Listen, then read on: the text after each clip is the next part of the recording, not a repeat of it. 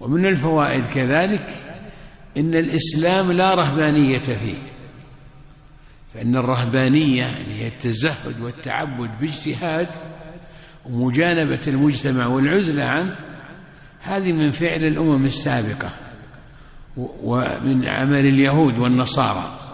وأخبر جل وعلا أنهم ابتدعوها رهبانية، ابتدعوها فما رعوها حق رعايتها. قال فآتينا الذين آمنوا منهم أجرهم وأكثرهم فاسقون. والمبتدع والمترهبن المخالف للشرع لا بد أن ينقطع عن رهبانيته وعن عبادته، وربما انتهى به الأمر إلى الردة عن الإسلام، وهذا معلوم بالاستقراء عبر التاريخ. ولذلك قال صلى الله عليه وسلم هلك المتنطعون ثلاثة. وقال صلى الله عليه وسلم إن أصدق الحديث كتاب الله، وخير الهدي هدي محمد صلى الله عليه وسلم، وشر الأمور محدثاتها، وكل محدثة بدعة، وكل بدعة ضلالة، وكل ضلالة في النار. قال عليه الصلاة والسلام من أحدث في أمرنا هذا ما ليس منه فهو رد. قال عليه الصلاة والسلام من عمل عملا ليس عليه أمرنا فهو رد، مردود على صاحبه. لأن المحدث المبتدع المترهبن كأن يقول إن الله عز وجل لم يكمل الدين تشريعا،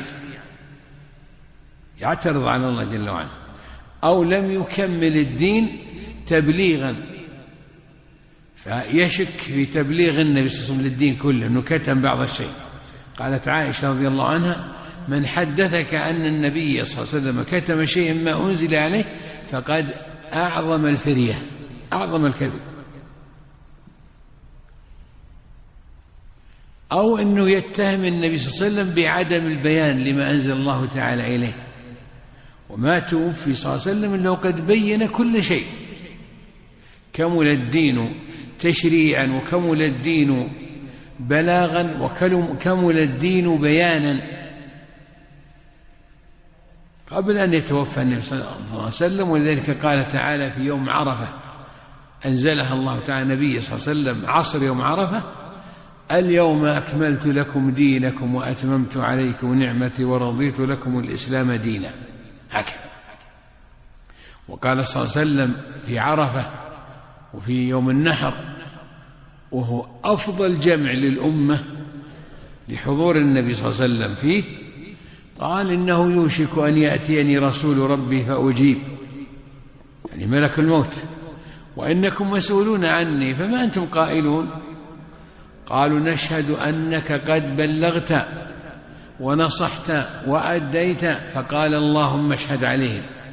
ثم قال ألا فليبلغ الشاهد منكم الغائب. فرب حامل فقه غير فقيه، ورب حامل فقه إلى من هو أفقه منه. وقال صلى الله عليه وسلم نظر الله امرأ سمع مقالتي فوعاها فأداها كما سمعها. قال بلغوا عني ولو آية. فلا بد نفهم هذا. فالإسلام ما فيه رهبانية، ما فيه رهبانية، إنما فيه العزلة عن الناس عند فساد الأوضاع المجتمعات، كما قال صلى الله عليه وسلم المؤمن القوي خير وأحب إلى الله من المؤمن الضعيف، وفي كل خير احرص على ما ينفعك واستعن بالله ولا تعجز.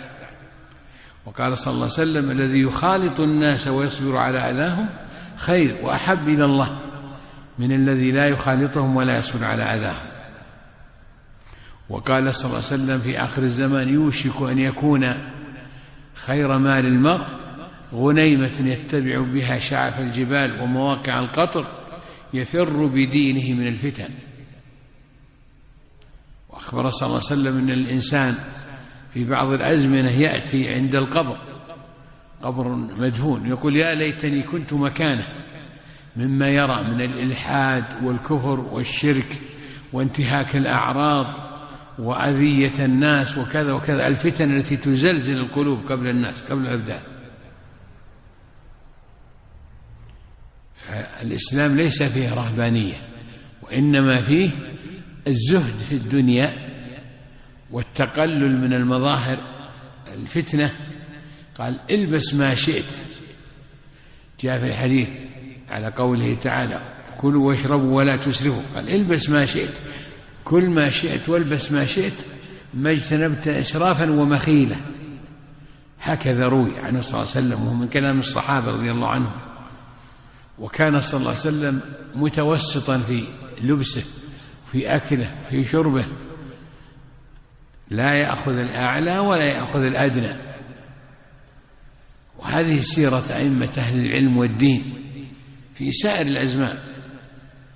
وأخبر صلى الله عليه وسلم إن الذي يمشي مرجلا رأسه متبخترا في مشيته قد أعجبته هيئته يجر إزاره أن الله تعالى خسف به الأرض وهو يتجلجل فيها إلى يوم القيامة. ولما رأى رجلا ذا هيئة ومركب فاره وملابس فيها إشارة وغيره، قال عن الضعيف اللي دونه، قال هذا خير من ملء الأرض من مثل ذاك، صاحب الهيئة والشخصية واللباس الفاخر وغير ذلك.